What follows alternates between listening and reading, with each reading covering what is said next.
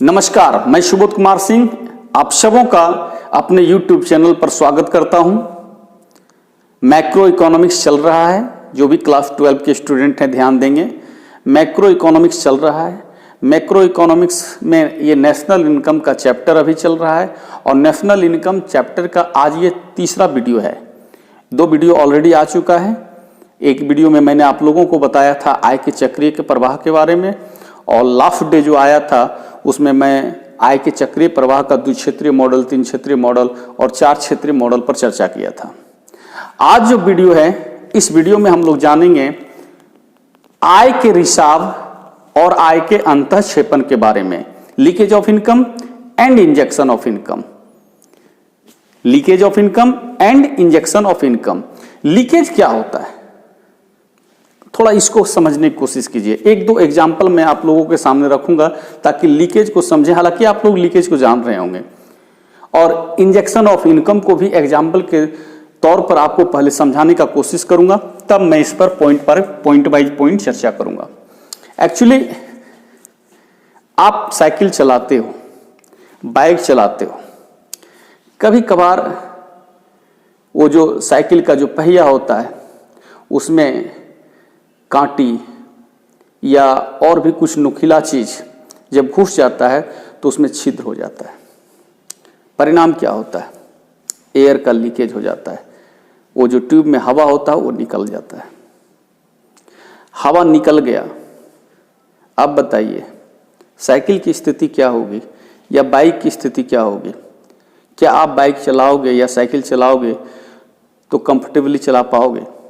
और यदि चला भी रहे हो तो आपके ऊपर आपको क्या फीलिंग होता है वो तो आपको पता होगा ही। उस गाड़ी पे या साइकिल पर क्या इफेक्ट पड़ेगा? फ्यूल कंजप्शन ज़्यादा हो जाएगा, टायर खराब हो जाएगा, ट्यूब बिल्कुल खराब हो जाएगा, इंजन पर भी इफेक्ट पड़ेगा। कोई चाहेगा ऐसा? यानी लीकेज हुआ हवा का, तो जिस प्रकार उस गाड़ी पर आप एक बैड इफेक्ट देख रहे हो, उस साइकिल पर बैड इफेक्ट देख रहे हो, उस साइकिल या बाइक को चलाने वाले पर एक बैड इफेक्ट देख रहे हो, अच्छा नहीं इफेक्ट देख रहे हो, ठीक उसी प्रकार यदि इकोनॉमी में यानी अर्थव्यवस्था में आय का लीकेज हुआ, आय का रिसाव हुआ, अर्थव्यवस्था भी ठीक से नहीं चल पाएगी। और अर्थव्यवस्था में जो लोग जी रहे हैं उनकी स्थिति भी अच्छी नहीं हो पाएगी। हम सभी अर्थव्यवस्था के अंग हैं, पार्ट हैं। कैसे? अगर आय का लीकेज हुआ तो वो क्या करेगा? अर्थव्यवस्था में उत्पादन को घटाएगा, रोजगार को घटाएगा, आय को घटाएगा। कैसे घटाएगा? मैं पहले से एक फिगर ड्रॉ करके रखा हूं, इस पर मैं आऊंगा, बताऊंगा आपको बड़ी बारीकी से, आप उसको समझोगे। लेकिन मैं इतना जरूर बताने की कोशिश कर रहा हूं कि जिस प्रकार एक पहिए से हवा निकलता है, लीकेज होता है, उसी तरह से अर्थव्यवस्था में जो आय का प्रवाह होता है, जिसे आय का चक्रीय प्रवाह कहते हैं, उसमें भी आय का लीकेज होता है, इनकम का लीकेज होता है। और जिस तरह से वो साइकिल डगमगा जाता है जब हवा नहीं रहता है, ठीक उसी प्रकार अर्थव्यवस्था भी डगमगा जाता है। जिस तरह से उसका पूरा पहिया बर्बाद हो जाएगा, उसी प्रकार अर्थव्यवस्था भी क्या हो जाएगी? चौपट हो जाएगी। तो फिर हम संतुलन के लिए क्या करते हैं? जिस प्रकार जैसे वो लीकेज होता है, हम मैकेनिक के पास जाते हैं, वो जो पंक्चर वगैरह बनाता है उसके पास जाते हैं, पहले लीकेज को बंद करते हैं। लीकेज को बंद करने के बाद जितना लीकेज हुआ एयर का, हम उसमें एयर डालते हैं। तब फिर क्या होता है? वो पहिया संतुलन प्राप्त करता है। अब उसको चलाने में ना आपको कोई दिक्कत होगी, ना साइकिल को दिक्कत होगा, ना बाइक को दिक्कत होगा। ठीक अर्थव्यवस्था में भी यदि लीकेज है तो लीकेज को बंद करने की जरूरत है, और जितना लीकेज होता है उसमें इंजेक्शन देने की काम करनी होगी। जैसे हम पहिए में वापस यानी ट्यूब में वापस हवा डालते हैं तो फिर वो ठीक हो जाता है, तो वो जो हवा डाले वो इंजेक्शन का काम कर रहा है, और जो हवा निकला था जो छिद्र हुआ था, हवा जो निकला था, वो लीकेज का काम कर रहा था, उसमें हवा घट रहा था, लेकिन उसको बंद करके जब हम हवा डाले तो वो इंजेक्शन का काम किया, जो कि साइकिल को फिर सही सलामत कर दिया। ठीक अर्थव्यवस्था में भी जब लीकेज होता है इनकम का, तो कोशिश होनी चाहिए कि जितना लीकेज है उतना इंजेक्शन हो, तो अर्थव्यवस्था क्या होगा, फिर सही ढंग से चल पाएगा। अब मैं थोड़ा सा यहां पर आता हूं। आप देख रहे हो क्वेश्चन है, आय के चक्रीय प्रवाह में आय के रिसाव एवं आय के अंतःक्षेपण, यानी कि leakage of income and injection of income. ध्यान देंगे, leakage of income and injection of income क्या है। एक कॉलम में मैंने लीकेज ऑफ इनकम को रखा है, एक कॉलम में मैंने इंजेक्शन ऑफ इनकम को रखा है। मैंने यहां क्या बताया कि आय का वह भाग जो आय के चक्रीय प्रवाह में वापस खर्च नहीं किया जाता है, उसे आय का रिसाव कहते हैं। तो जैसे ये डायग्राम में आइए, मैं पहले भी बता चुका हूं, कोई अगर ऑफलाइन का स्टूडेंट जो क्लास कर रहा है उसको भी देखना चाहिए। ये घरेलू क्षेत्र है, इसने पहले इसको क्या दिया होगा, फर्म क्षेत्र को। यहां पर जो काम करता है यहीं से जाकर के लोग मजदूरी करते हैं, यहां पर यहीं का जमीन भूमि यहां लगा हुआ है, पैसा भी जो बैंक में रहता है वही पैसा ये इस्तेमाल कर रहा है, यहीं का आदमी मालिक बना हुआ रहता है यहां। तो यहां पर जब प्रोडक्शन होगा तो प्रोडक्शन करने में कौन सहयोग कर रहा है, ये सहयोग कर रहा है, इसलिए इसको यहां से लगान, मजदूरी, ब्याज और लाभ प्राप्त होगा। अब यदि लगान, मजदूरी, ब्याज और लाभ प्राप्त हुआ, यहां इनकम हुआ, अब वो इनकम कहीं ना कहीं वो खर्च करेगा अपनी जरूरतों को पूरा करने के लिए, और जरूरत पूरा करने के लिए जिन चीजों पर खर्च करेगा वो चीज कहां बन रहा है, फर्म क्षेत्र में। यानी फर्म क्षेत्र के, यानी उत्पादक क्षेत्र में जो वस्तुएं बन के तैयार हो रहा है वही वस्तु ये इस्तेमाल करेगा, तो यानी उस वस्तु पर ये पैसा खर्च करेगा, तो पैसा कहां चला आएगा, ये एरो पर ध्यान दीजिएगा, ये पैसा कहां आ जाएगा, फर्म क्षेत्र के पास। और फर्म क्षेत्र ये लगान, मजदूरी, ब्याज, लाभ यानी रेंट, वेजेज और क्या कहते हैं इसको, इंटरेस्ट और प्रॉफिट, वो किसको दे रहा है, घरेलू क्षेत्र को।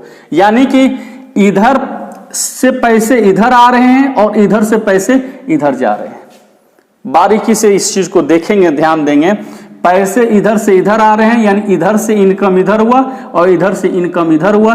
इसी को तो हम कहते हैं सर्कुलर फ्लो ऑफ इनकम, इसी को कहते हैं आय का चक्रीय प्रवाह। ये अगर चलता है ऐसा तो कोई दिक्कत नहीं है, लेकिन ये घरेलू क्षेत्र वाले रेंट के रूप में, वेज के रूप में, इंटरेस्ट के रूप में, प्रॉफिट के रूप में जितना अर्न कर लिया उसमें ये कुछ पैसे को सेव कर ले। क्या कर ले, सेव, यानी बचा ले, बचत कर ले।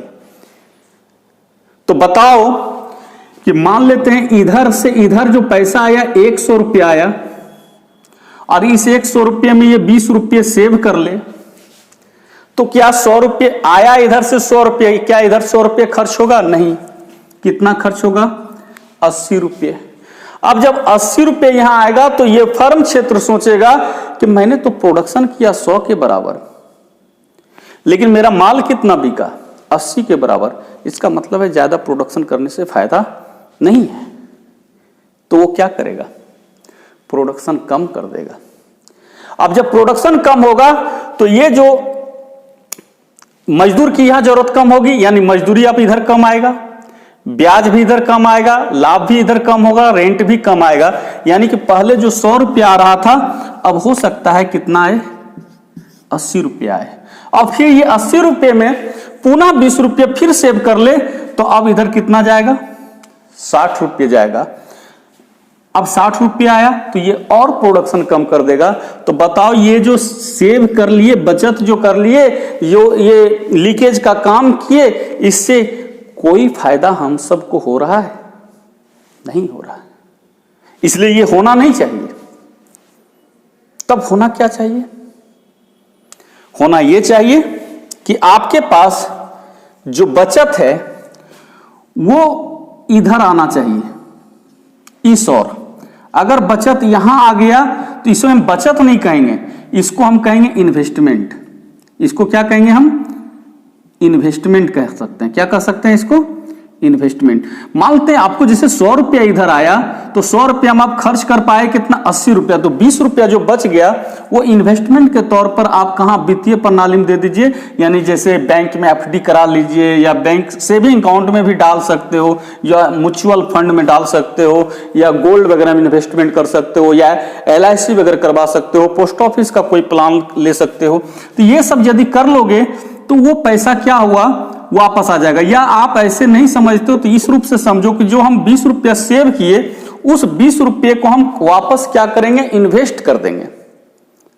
इन्वेस्ट जब कर देंगे, बैंक में जब जमा कर देंगे, तो यहां वाले आदमी को या यहां वाले आदमी को, आपको लग रहा है कि ये पैसा सेव हो गया, बचा हुआ है, नहीं, बचा हुआ नहीं है। आपने 100 रुपया कमाया, आप 80 रुपया ही खर्च किया, आपके माध्यम से लोगों ने 80 रुपया ही कमाया।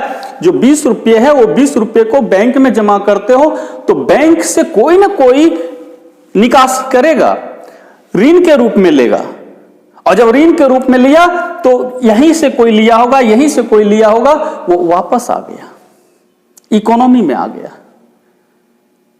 तो यहां पर लीकेज जितना हुआ, 20 रुपये के बराबर आप सेविंग किए, वो 20 रुपया अगर आप बैंक में डाल देते हो तो जितना सेविंग हुआ उतना क्या हो गया, इन्वेस्टमेंट हो गया। यहां सेविंग जो है आप देखेंगे, हम इस और लिखे हैं यहां पर, ध्यान दीजिएगा, यहां जो सेविंग लिखे हैं यानी बचत, ये लीकेज का काम कर रहा है। लेकिन जितना सेविंग किए हो उतना अगर निवेश कर दो यानी इन्वेस्टमेंट कर दो तो फिर इक्वल हो जाएगा। यानी आप 20 रुपये अगर बचाते हो तो 20 रुपया क्या कर दो, आप इन्वेस्टमेंट कर दो, तो क्या हो जाएगा, सेविंग इक्वल टू इन्वेस्टमेंट हो जाएगा। यानी कि इकोनॉमी में कोई दिक्कत नहीं है। जैसे साइकिल के पहिए से जितना हवा निकला, ट्यूब से जितना हवा निकला उतना हवा फिर हम डाल देते हैं तो फिर कोई दिक्कत नहीं है। समझ गए? हम लोग पानी पीते हैं, किसी माध्यम से हमारे शरीर से जितना पानी निकलता है, अगर हम उतना पानी वापस पी लेते हैं, शरीर में ले लेते हैं तो फिर कोई दिक्कत नहीं है। लेकिन किसी न किसी माध्यम से पानी निकल रहा है और आप पानी पीने का काम नहीं कर रहे हो, यानी जितना लीकेज हो रहा है उतना इंजेक्शन नहीं हो रहा है, आपका शरीर काम करना बंद कर देगा, आप असहज फील करोगे। ठीक इकोनॉमी में भी जितना सेविंग हुआ वो लीकेज का काम कर रहा है, उतना इन्वेस्टमेंट आप नहीं करते हैं, जितना बचाए उसको वापस कहीं बैंक वगैरह में नहीं लगाए तो लीकेज का काम कर रहा है। इसलिए आपको जितना सेविंग करते हो उतना इन्वेस्टमेंट करना चाहिए, ना कि कमाते हैं पर डे 100 रुपये, 80 रुपये खर्च हो, 20 रुपये बक्से में या तिजोरी में डाल करके लॉक कर दें तो वो किसी का इनकम नहीं हो पाएगा, वो किसी के काम में नहीं आ पाएगा, उसको हम कहेंगे लीकेज। और जितना लीकेज हुआ, क्योंकि आप कहीं लगाए नहीं, कहीं इन्वेस्टमेंट नहीं किए, बैंक वगैरह में नहीं डाले, तो इससे अर्थव्यवस्था पर बड़ा पूरा प्रभाव पड़ेगा। क्या प्रभाव पड़ेगा उसकी चर्चा करेंगे, चर्चा देख ही रहे हैं, यहां पर ही है, ये लिखा हुआ ही है, ये सब जो है आय एवं रोजगार है, यानी उत्पादन, आय एवं रोजगार, ये सब घटेगा। हम बताए कि 20 रुपया जो बचा लिए हैं वो खर्च नहीं किए हैं, अब यहां कम पैसा आएगा तो ये प्रोडक्शन कम करेगा, जब प्रोडक्शन कम करेगा तो ये कम लोगों को रोजगार देगा, इसलिए लोगों का इनकम घटेगा। जब इनकम घटेगा उस इनकम में भी ये बचाएगा तो और कम खर्च करेगा, कम खर्च होगा तो यहाँ और कम पैसा आएगा। इस तरह से अर्थव्यवस्था में एक स्लो मोशन स्टार्ट होगा। इनकम, एम्प्लॉयमेंट एंड आउटपुट जो होता है, उत्पादन, आय, रोजगार, ये सब घटना शुरू हो जाएगा। तो करना क्या चाहिए, जितना लीकेज हो उतना इंजेक्शन हो। अब यहां पर हम आते हैं आय का वह भाग जो आय के चक्रीय प्रवाह में वापस खर्च नहीं किया जाता है, यानी कि ये 20 रुपया जो सेव कर लिए इसको नहीं खर्च कीजिए, वही क्या कहलाएगा, आय का रिसाव कहलाएगा। Leakage of income is that income which is not return to circular flow, यानी कि इधर से 100 रुपया आया, इस 100 रुपया में 80 रुपया ही रिटर्न हुआ, 20 रुपया रिटर्न नहीं हुआ, यही 20 रुपये क्या है, लीकेज ऑफ इनकम है। लेकिन इसका उल्टा आय का वह भाग जो आय के चक्रीय प्रवाह में किसी बाहरी स्रोत से शामिल होता है उसे आय का अंतःक्षेपण कहते हैं।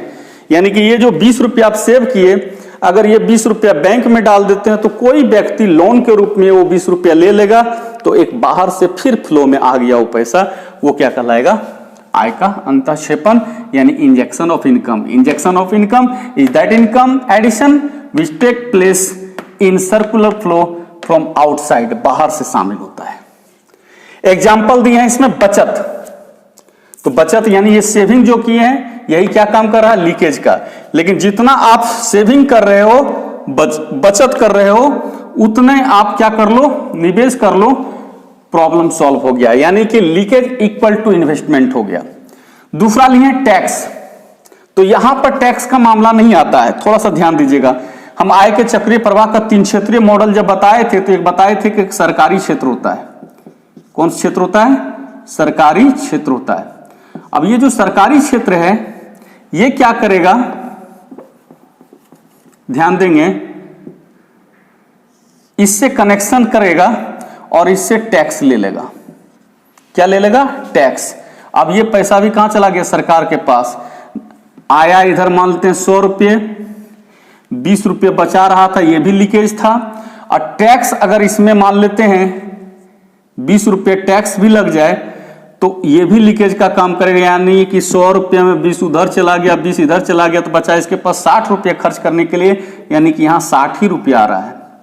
और जब 60 रुपया इसको आएगा तो ये अपने कहेगा कि हमसे पैसा तो इधर 100 गया लेकिन आता है 60 ही, तो इसका मतलब है कि ज्यादा लोगों को काम पर रख करके क्या फायदा, यानी कि वो रोजगार वगैरह में कटौती कर देगा, इससे बेरोजगारी बढ़ जाएगी, उत्पादन भी घट जाएगा, लोगों की आय भी घट जाएगी, जिससे अर्थव्यवस्था में सब घटेगा, यही घट रही है, यानी कि अर्थव्यवस्था में आय एवं रोजगार का स्तर घट रहा है। तो ये टैक्स हुआ। लेकिन इसकी भरपाई के लिए यदि इंजेक्शन कर दिया जाए, यानी जितना टैक्स लगाया गया, कर लगाया गया, अगर सरकार उतना खर्च कर दे, क्या कर दे, खर्च कर दे, यानी कि इधर से 20 रुपया गया टैक्स के रूप में, लेकिन वापस अगर सरकार 20 रुपये खर्च कर दे, क्या करे, खर्च कर दे, तो घरेलू क्षेत्र में 20 रुपया आ जाएगा। तो जितना सरकार का टैक्स था उतना सरकार का खर्च भी है, तो कोई प्रॉब्लम नहीं होगी। ठीक उसी प्रकार अगर यहां भी सरकार टैक्स ले लेती है 20 रुपये का, क्या ले ली, टैक्स ले ले, तो 20 रुपया इधर आ गया, लेकिन वापस अगर सरकार खर्च कर दे इसके ऊपर 20 रुपया, तो कोई प्रॉब्लम नहीं होगा। हालांकि यहां जो खर्च होता है वो सब्सिडी के रूप में होता है, पैसा वापस यहां आ गया। तो इसमें क्या हुआ कि जितना लीकेज है उतना ही इंजेक्शन है, इसलिए संतुलन की स्थिति बनी रहेगी। क्लियर। फिर इधर लिए हैं आयात, और इधर क्या लिए हैं, इधर लीकेज का काम करेगा आयात, और इधर इंजेक्शन का काम कर रहा है निर्यात। ये कैसे काम करेगा, तो जैसे पता नहीं देख पाएगा कि नहीं दिख पाएगा, यहां पर एड्रेस कर रहे हैं कि ये मान लेते विदेशी क्षेत्र है, फॉरेन सेक्टर है। अब ये फॉरेन सेक्टर से क्या होगा, यहां कंपनी कुछ माल हो सकता आयात करे, क्या करे, आयात। अगर आयात कर रहा है यानी इंपोर्ट कर रहा है तो पैसा बाहर चला जाएगा, ये लीकेज का काम करेगा। लेकिन साथ ही साथ अगर एक्सपोर्ट हो जाए यानी कि निर्यात हो जाए, तो निर्यात से पैसा क्या आ जाएगा, वापस इधर आ जाएगा। यानी जितना आयात करते हो ये लीकेज का काम है, क्योंकि पैसा बाहर जा रहा है, लेकिन उतने का निर्यात भी कर दे तो उतना पैसा फिर वापस आ जाएगा, कोई प्रॉब्लम नहीं है। ठीक उसी प्रकार यहां पर भी सरकार के साथ भी, सरकार भी बहुत सारी चीजों का आयात करती है। अगर आयात कर रही है तो वो पैसा कहां जा रहा है, विदेश जा रहा है, लेकिन निर्यात कर दे तो वो पैसा कहां आ जाएगा, भारत वापस आ जाएगा। तो इससे कोई प्रॉब्लम नहीं होगा। यानी कि कुल मिलाकर के क्या है, अगर 2 सेक्टर की बात हो, यहां देखिएगा 2 सेक्टर, अगर 2 सेक्टर की बात हो तो 2 सेक्टर्स मॉडल में क्या होता है, घरेलू क्षेत्र है और फर्म क्षेत्र है, तो जितना सेविंग होता है, क्या होता है, जितना सेविंग होता है उतना क्या होना चाहिए, इन्वेस्टमेंट होना चाहिए। तो वो इक्विलिब्रियम में है, कोई प्रॉब्लम नहीं है। यानी 20 रुपया बचाए और 20 रुपये के बराबर इन्वेस्टमेंट कर दिए, यानी कि घर में नहीं रखे, बैंक वगैरह में डाल दिए, तो कोई दिक्कत नहीं, संतुलन में है। 3 सेक्टर में जाएंगे तो फिर क्या आएगा, एस के साथ, पता नहीं विजुअल होगा कि नहीं होगा, थोड़ा सा स्पेस कहीं और, हमको लगता है इसको मिटा देते हैं तो समझाने में अच्छा होगा। इस जगह मिटा करके आप लोग को बता देते हैं, ये क्वेश्चन की अब जरूरत आपको नहीं है।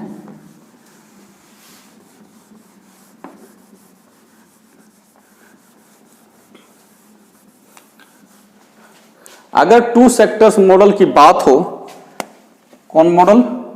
To sector. टू सेक्टर्स की बात हो, जैसे कि ये घरेलू क्षेत्र और फर्म क्षेत्र है, तो इसमें क्या होता है, C प्लस S एक साइड होगा, आइदर C प्लस I होगा। ठीक है, इसको आप ले सकते हैं AS और इसको ले सकते हैं आप AD। ठीक है, एक आदमी जो सप्लाई किया तो उसको जो पैसा आया उस पैसे में वो कुछ खाया, सप्लाई एक तरह से ये इनकम को भी ले सकते हैं। तो जितना उसने सप्लाई किया, मार्केट में सामान बेचा, उससे जो पैसा आया उस पैसे से वो कुछ खाया, जिसको कंजप्शन कहेंगे, उपभोग कहेंगे, लेकिन जो कुछ पैसा बच जाएगा वो क्या होगा, सेविंग हो जाएगा। ठीक बाबू, तुम्हारा जो सेविंग हुआ आपको पता है, उसी सेविंग को आपको क्या करना है, इन्वेस्ट करना है। यानी कि एक चीज यहां ध्यान दीजिएगा कि एक आदमी कहीं पर उत्पादक है तो कहीं वो उपभोक्ता भी है, कहीं पर वो उत्पादक है तो कहीं पर वो क्या है, उपभोक्ता भी है। और होता क्या है कि उत्पादक भी उपभोग करता है, ठीक है, और उपभोक्ता भी उपभोग करता है।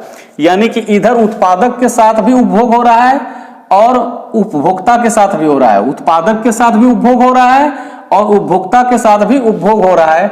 अब ये जो S है, जितना S है उतना क्या हो जाना चाहिए, I हो जाना चाहिए। तो क्या हो जाएगा, S इक्वल टू I, ये टू सेक्टर्स मॉडल में, यानी कि सेविंग इक्वल टू इन्वेस्टमेंट होगा। तो मान के चलो कि ये जो सर्कुलर फ्लो हो रहा था वो इक्विलिब्रियम में है, कोई प्रॉब्लम नहीं है। अगर हम थ्री सेक्टर की बात करें, थ्री सेक्टर्स मॉडल की, तो थ्री सेक्टर में क्या होगा, अब C plus S plus T, क्योंकि सरकार आ गई तो अभी टैक्स भी लगाएगी।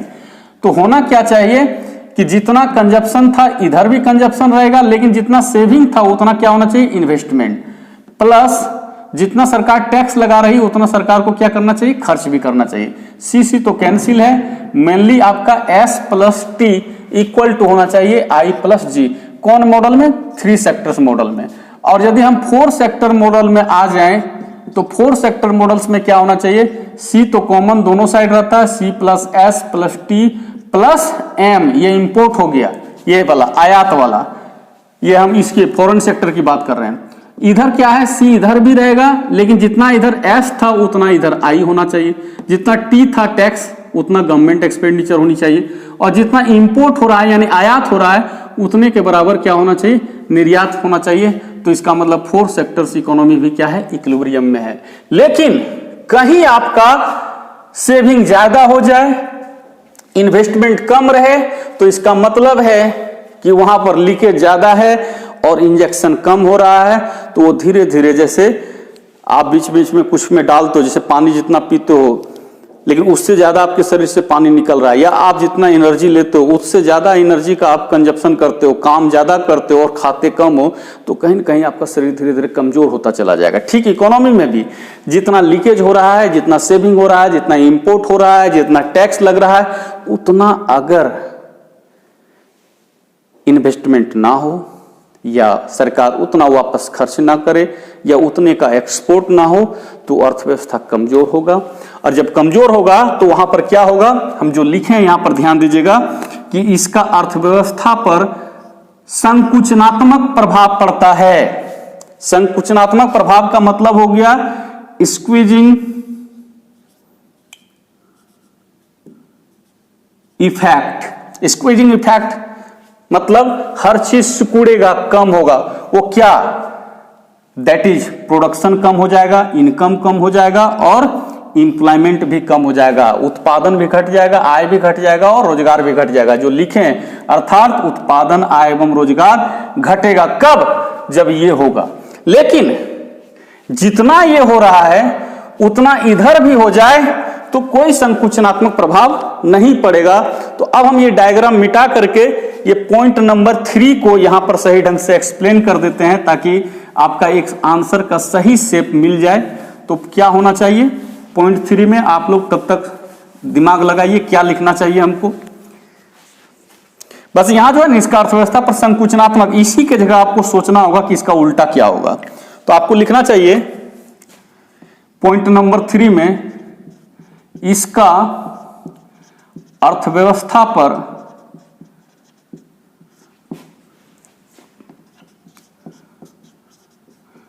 विस्तारवादी प्रभाव पड़ता है। कौन प्रभाव पड़ता है?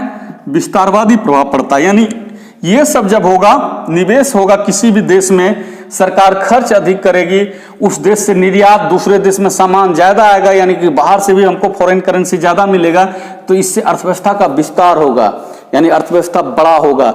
हम जो अभी छोटी अर्थव्यवस्था में काउंट होते हैं, भारत की अर्थव्यवस्था जो कमजोर अर्थव्यवस्था के रूप में जाना जा रहा है, अगर इन्वेस्टमेंट बढ़ जाए यहाँ पर, चाहे जिस माध्यम से इन्वेस्टमेंट हो, कहीं फैक्ट्री लग रहा है ना, कहीं मॉल खुल रहा है ना, कहीं एयरपोर्ट बन रहा है, तो वहां इन्वेस्टमेंट हो रहा है, पैसा लग रहा है, वही इन्वेस्टमेंट है, बाहर से पैसा आ रहा है, ये लोगों की आय एवं रोजगार को बढ़ाएगा, उत्पादन को बढ़ाएगा। तो इन्वेस्टमेंट कहीं सोचा है, विदेशी करे या देश से ही कोई बैंक से पैसा वगैरह लेकर के इन्वेस्टमेंट करे, लगाए, कोई फैक्ट्री वगैरह तैयार करे, कोई बिजनेस स्टार्ट करे, वो इन्वेस्टमेंट है, तो इससे अर्थव्यवस्था बड़ा होगा। अभी जो हमारी अर्थव्यवस्था $3 ट्रिलियन का है, आप चीन की बात करोगे लगभग $9 ट्रिलियन का है, अमेरिका की बात करोगे $20 ट्रिलियन का है, इतनी बड़ी उसकी अर्थव्यवस्था है। हमारा इतना अधिक आबादी होने के बावजूद भी $3 ट्रिलियन का ही है, लेकिन ये बढ़ सकता है, हम 3 से 5, फिर 10, 15 हो सकते हैं, यदि ये सब हो तो, निवेश हो, सरकार भी खर्च करे और निर्यात भी हो, तो फिर क्या होगा? अर्थव्यवस्था पर विस्तारवादी प्रभाव पड़ेगा। यानी कि अर्थात अर्थव्यवस्था में आय, रोजगार एवं उत्पादन का स्तर क्या होगा? बढ़ता है। जब तक लीकेज हो रहा था तो ये क्या हो रहा था? घट रहा था, लेकिन यहां पर क्या होगा? बढ़ेगा।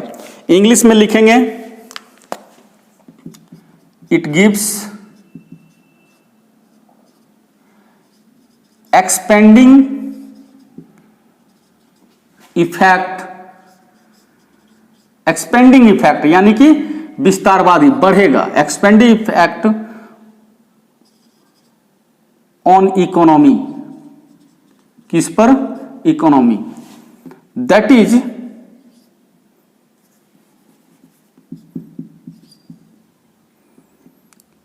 Income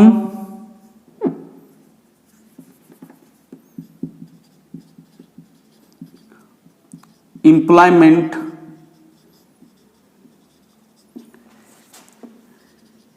and production increases. ये क्या होगा? बढ़ेगा। यहां था डिक्रीजेज, यहां क्या हो जाएगा? इंक्रीजेज। यही है, और भी दे सकते हैं, डिमांड इधर डिक्रीज करेगा तो इधर डिमांड इंक्रीज करेगा। अगर आपका लीकेज ज्यादा है तो डिमांड डिक्रीज करेगा, और डिमांड डिक्रीज करता है तभी ये सब घटता है, प्रोडक्शन यानी उत्पादन, आय और रोजगार। अगर ये बढ़ेगा, किसी भी चीज का डिमांड बढ़ेगा तो वहां पर उसका प्रोडक्शन भी बढ़ेगा, वहां पर जो लोग काम कर रहे हैं उसका इनकम बढ़ेगा, वहां पर लोगों को काम मिलेगा, यानी रोजगार बढ़ेगा। तो इस तरह से ये नहीं होना चाहिए। ये होगा तो ये उल्टा कर देगा, ये सबको घटाएगा, लेकिन ये हुआ तो ये क्या करेगा? बढ़ाएगा। अब अर्थव्यवस्था में जितना ये हो रहा है उतना ही ये भी होगा, तो क्या होगा? संतुलन।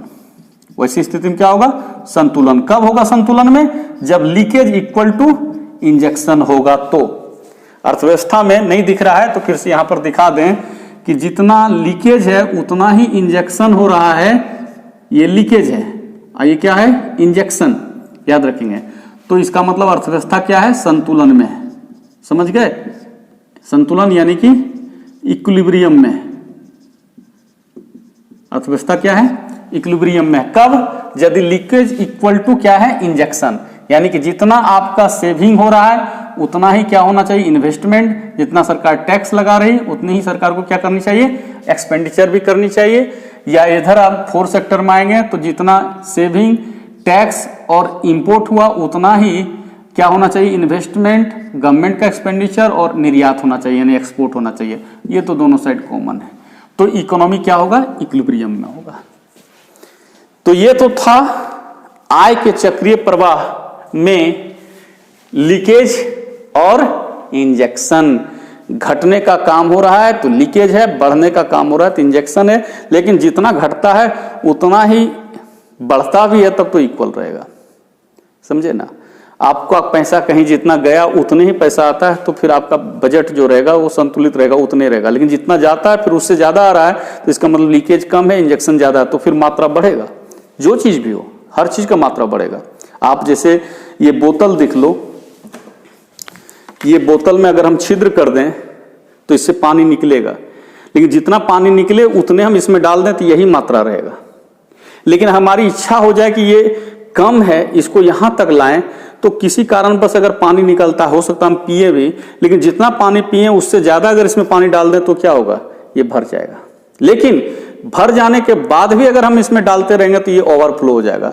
तो किसी भी इकोनॉमी में तब तक इन्वेस्टमेंट को बढ़ाने की ज़रूरत है या सरकार को खर्च अधिक करने की ज़रूरत है, यानी कि ये जो इन्वेस्टमेंट की बात कर रहे हैं, यानी सरकारी खर्च की बात कर रहे हैं, जो कि इंजेक्शन का काम कर रहा है, वो तब तक करना चाहिए जब तक कि अर्थव्यवस्था में ये जो आय और रोजगार का स्तर है वो मैक्सिमम में ना पहुंच जाए, यानी फुल एम्प्लॉयमेंट में ना पहुंच जाए। हर आदमी को रोजगार मिल जाए, हर आदमी को रोजगार मिल जाएगा तो इनकम का लेवल भी मैक्सिमम पॉइंट पर पहुंच जाएगा, प्रोडक्शन का लेवल भी मैक्सिमम पॉइंट पर पहुंच जाएगा। इसको हमको इधर दिखाना चाहिए कि इंजेक्शन होते रहे तो अर्थव्यवस्था एक समय क्या पहुंच जाए, पूर्ण रोजगार में, फुल एम्प्लॉयमेंट में पहुंच जाए, यानी इनकम हाईएस्ट लेवल पर पहुंच जाए, प्रोडक्शन भी हाईएस्ट लेवल पर पहुंच जाए। ठीक उसी प्रकार जैसे ये बोतल भर जाने पर होगा। और जब बोतल भर जाने के बाद भी इसमें पानी डालोगे तो ओवरफ्लो हो जाएगा, कोई फायदा नहीं होगा, बर्बादी होगा। ठीक उसी प्रकार जब सबको रोजगार मिल जाएगा, इनकम लेवल मैक्सिमम पॉइंट पर पहुंच जाएगा, तो फिर आपको वहां पर इंजेक्शन करने की जरूरत नहीं है। नहीं तो फिर जो भी इंजेक्शन कर रहे हो, पैसे लगा रहे हो, इन्वेस्टमेंट कर रहे हो या सरकार खर्च कर रही है, उसका कोई फायदा नहीं होगा। ठीक है, लेकिन अभी हम नोट क्या करते हैं कि देश की इकोनॉमी में जितना रोजगार का स्तर होना चाहिए, जितना प्रोडक्शन होना चाहिए, जितना लोगों का इनकम होना चाहिए, उतना नहीं है, और ऊपर से एक लीकेज भी हो रहा है। तो जितना लीकेज हो रहा है उतने अगर इंजेक्शन होगा तो फिर ये लेवल उतना ही रहेगा। जरूरत क्या है कि जितना लीकेज है उससे ज्यादा इंजेक्शन हो तो क्या होगा, आय रोजगार ये सब बढ़ेगा, और हो सकता है एक दिन आकर के सभी लोगों को रोजगार मिल जाए, यानी हम फुल एम्प्लॉयमेंट में पहुंच जाए, पूर्ण रोजगार की स्थिति में पहुंच जाए, और उत्पादन वगैरह जो देखते हैं उनके अमेरिका वगैरह हमसे आगे है, तो हो सकता है उससे भी आगे हम निकल जाएं। तो ये एक निचोड़ था आज के क्लास का। हमको समझना था कि लीकेज क्या है और इंजेक्शन क्या है। हमको लगता है कि आप लोग वीडियो को एंजॉय किए होंगे। वीडियो यदि अच्छा लगा होगा तो इस पर एक लाइक बटन दबाइएगा, नए जो हैं वो सब्सक्राइब कीजिएगा। और एक चीज, किसी भी विद्यार्थी को अगर इकोनॉमिक्स का 12 का पूरा सिलेबस कंप्लीट करना है, 2-3 महीने के बाद एग्जामिनेशन आ रहा है और उसको दिक्कत हो रहा है, हमारा ये नंबर है, इस नंबर पर आप बात कर लीजिएगा। फिर बार बार कहते हैं ये 9852909913, इस नंबर पर बात कर लीजिएगा। हम आपको कुछ ऐसे तरकीब बताएंगे जिसमें अच्छा स्कोरिंग भी हो जाएगा और इकोनॉमिक्स में किसी तरह का टेंशन नहीं रहेगा। इस नंबर पर बात कीजिएगा। क्या करना है इसका प्लानिंग हम वीडियो में नहीं बताएंगे, आप हमसे पर्सनली जुड़िएगा, आपको हम ट्रिक बता देंगे, तरकीब बता देंगे, उसको आपको फॉलो करना है। लेकिन तब तक के लिए, जब तक हम आगे नए वीडियो में नहीं मिलते हैं, तब तक के लिए हमको आज्ञा दीजिए। मिलते हैं अगले वीडियो में। जय हिंद, जय भारत।